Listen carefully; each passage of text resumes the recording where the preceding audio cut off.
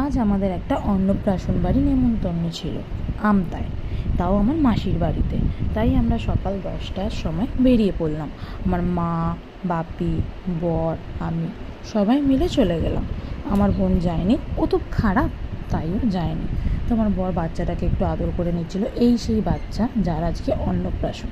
তারপর আমি আমার কাজে লেগে গেলাম বাচ্চাদেরকে জ্বালানো, ওর মুকুট পরে ওকে ডিস্টার্ব করছিলাম। তারপরে ওকে অনেকই জ্বালিয়েছি, তো এতই জ্বালিয়েছি পাশাপাশির লোক আমাকে বকছিল যে এরকমভাবে না করতে, কিন্তু তাও আমি থামিনি। ও আমাকে ঘুষি ঘুষি মারারও চেষ্টা করছিল, কিন্তু পারেনি। আমি বড় না। তারপরে আমরা ফুচকা খেয়ে নিলাম একটুখানি, সবাই মিলে ভালোই খেয়েছি। ওকে দেখাতে বলছিলাম, কিন্তু ওর লজ্জায় পিছন ফিরে ফুচকা খাচ্ছিল, জানি না কেন, পাগল তো। এখানে সবাই গল্প করছিল, এটা আমার দিদা, মাসি, বড় মাইমা, প্রিয়াঙ্কার শাশুড়ি, ভাই, সেজো মাসি, জামাই বাবু, মা।